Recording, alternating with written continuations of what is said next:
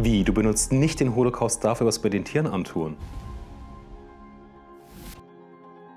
Was ist los mit dir? Bist du Speziesist? Stuft das diesen Holocaust ab. Die Anzahl der Opfer ist größer, der Holocaust dauert viel länger an, die Opfer werden nicht mehr als Opfer angesehen. Darum geht das Video. Jetzt. Kurz noch zu mir, mein Name ist Stefan. Ich mache seit 2018 Tierrechtsaktivismus. Ich bin da richtig tief drin, habe Outreach-Trainings gegeben, habe mich mit der Frage, wie kann ich Menschen gut erreichen, sehr tief beschäftigt. Und bei so vielen Gruppen habe eigentlich jedes Konzept, das nur irgendwie da ist, ausprobiert. Ich möchte das, was ich gelernt habe, die kontroversen Sachen zusammenbringen, auf den Punkt bringen. In dem Video wird es nochmal ein spannendes Interview geben. Bleibt dran, wird es euch lohnen. Der Holocaust-Vergleich im veganen Outreach. Warum ist das überhaupt ein Thema? Der Holocaust-Vergleich ist nicht neu. In den 1970er Jahren prägte sich der Begriff Hühner-KZ. Teile der Tierbewegung sprach vom Auschwitz der Tiere. Eine weltweit bekannte Organisation hatte 2003 sogar eine Kampagne namens The Holocaust on Your Plate.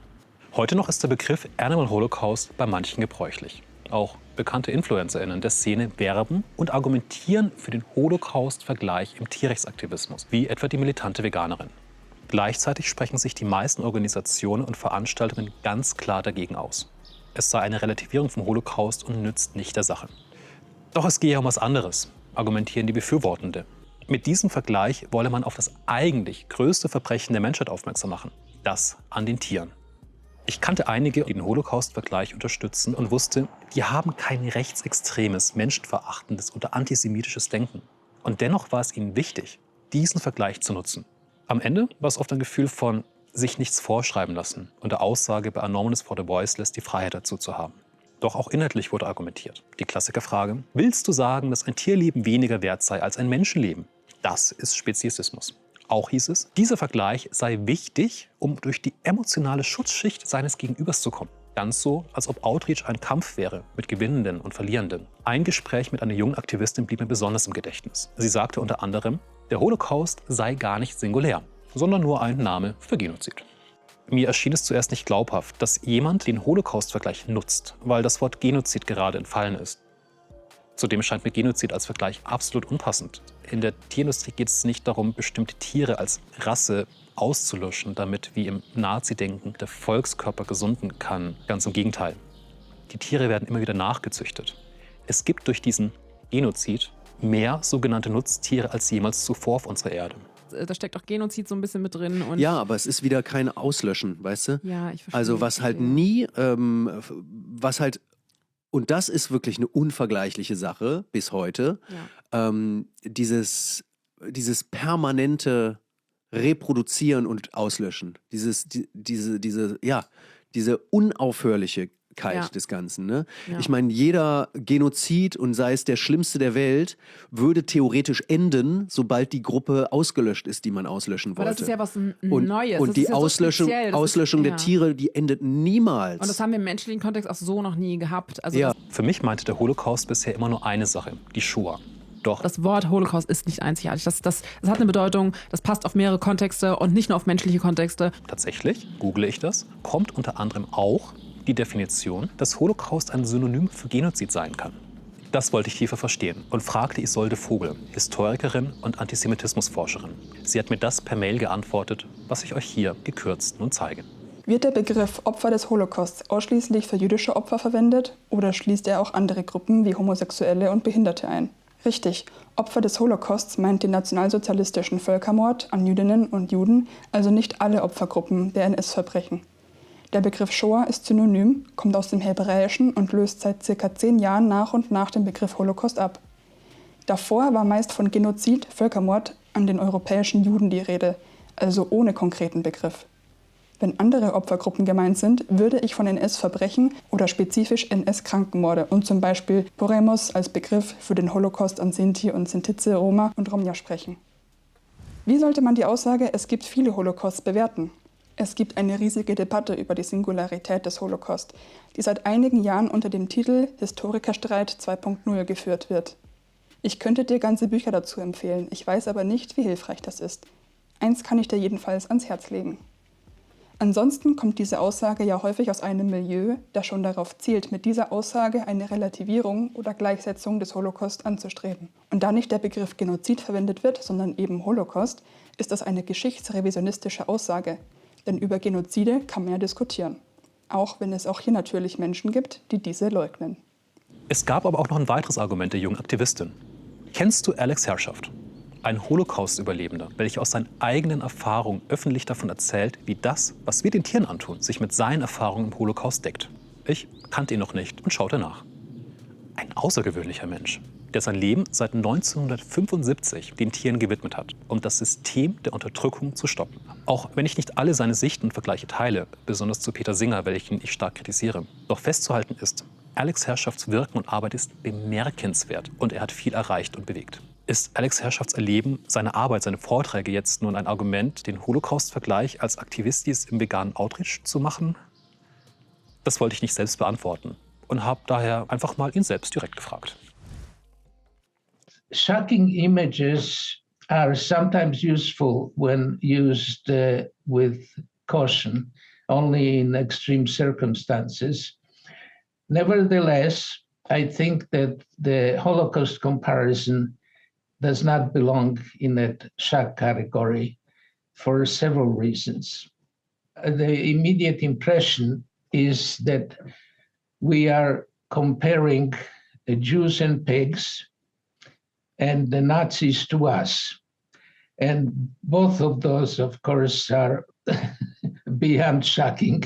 The second reason is that slavery and the Holocaust, both extreme episodes of human oppression, have been placed in kind of a sacred, untouchable, incomparable box that is not open to discussion. Any attempts to do that is a violation, a sacred violation. And so the reaction of the listener is to immediately shut off and not to listen to any additional explanations or rationalizations.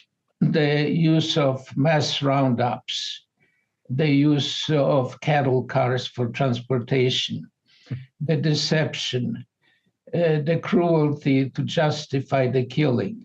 Yes, there were characteristics of both the Holocaust and the slaughter of animals for food, but they would be characteristic of any mass slaughter of any victims. One thing I found is activists, these pictures, see the similarities, and they start to use the Holocaust comparison in their outreach, in their work, in their speaking with other people. From the outside, it becomes indistinguishable. Is that someone who tries to make you understand, who uses this as the best comparison they have right now? Or is it someone who uses this comparison to, Holocaust like that? But here's the real Holocaust. We have some famous influencers in Germany. They say, you should use the Holocaust, it's okay. They even use parts from your speeches to somehow spin it that's okay to do an outreach. Yes, there are comparisons. Yes, it might be technically correct to use this comparison. And there are things, like you showed, to learn from. But if our goal is to reach people, help people make the connection, it's from a communication point of view problematic. And also from a view that you might invite people who have ulterior motives to use the Holocaust. You're presenting a third reason for not using the Holocaust comparison in animal advocacy. Yeah, it's an interesting point. We haven't run into that here, but no, I totally agree with you. You saw what happened to the animals and you realized, holy, that's what happened in the Holocaust. That was your experience. For other people, it might be different. And I totally agree. There are many things that could be learned. There are many similarities. But if I want to make someone vegan, if I'm in street activism, in outreach, it's not the place. No one in their right mind could argue on behalf of eating animals. What we're confronting in every case is a defense mechanism. People are not really arguing on behalf of eating animals. They're arguing against making a change. You need some incentive, either a personal friendship or some shock element like maybe seeing a picture of baby chicks being macerated, or a pig bleeding to death, or a calf being taken from his mother at birth to shock the system, but not the Holocaust. Yeah, I was in Germany in 2019. Mm-hmm. Yeah, we did some demonstrations in Munich and Wow. in Berlin. Yes. With banners, Mm-hmm. using the Holocaust comparison. It didn't work out very well. Do you know by any chance the militante Veganerin? Have you The heard what? of her? No. Militante, no, okay. She's very edgy. She knows how to work the algorithm of social media. So for most people, she's like the first impression they get of vegan activism. To be loud and edgy, it's very easy to give the simple solution. What I tried is to not give the simple solution, but the solution that works, which is more complicated, which is more nuanced. At least to not make this comparison in vegan outreach. It's like a little puzzle piece, for me at least, to help people to do better advocacy for the animals. I totally agree with you. I watched the workshop you did at the International Animal Rights Conference. Yeah. Oh my God. I really like that. Yeah.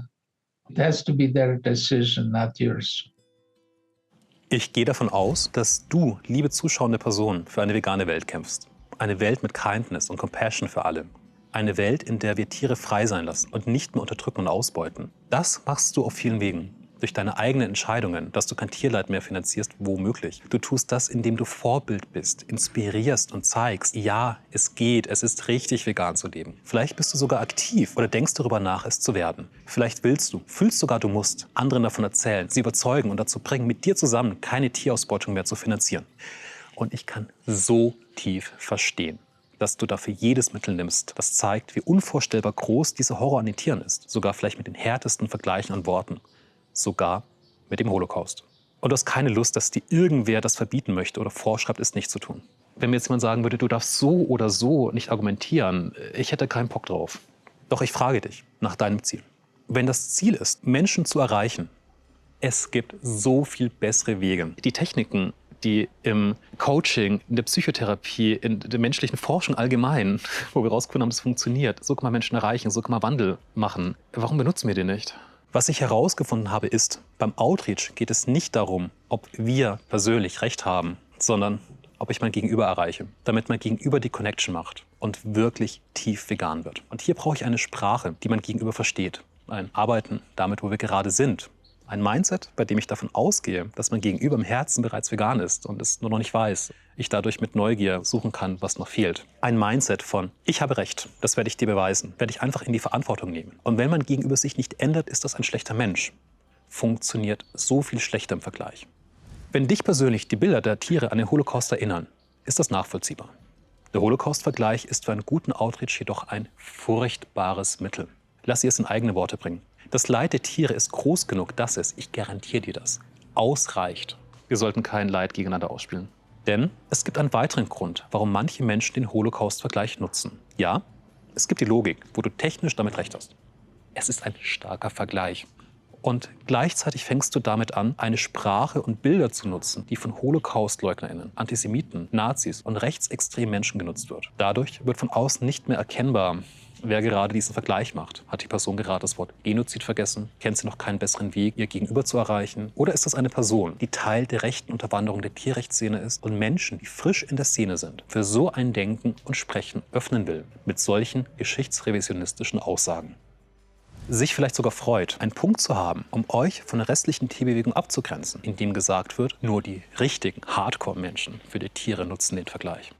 Ich weiß, wenn man mal drin ist, da rauszukommen, ist wahnsinnig schwer. Ich habe mit vor allen Dingen jungen Menschen, die auch von der militanten Veganerin und von anderen Gruppen, die das ähnlich argumentieren, richtig eingenommen worden sind, lange unterhalten. Du musst nicht ein Setting schaffen, wo Antisemiten und Menschen, die den Holocaust relativieren wollen und Rechte und Nazis, wo die nicht auffallen würden. Du musst sowas nicht machen.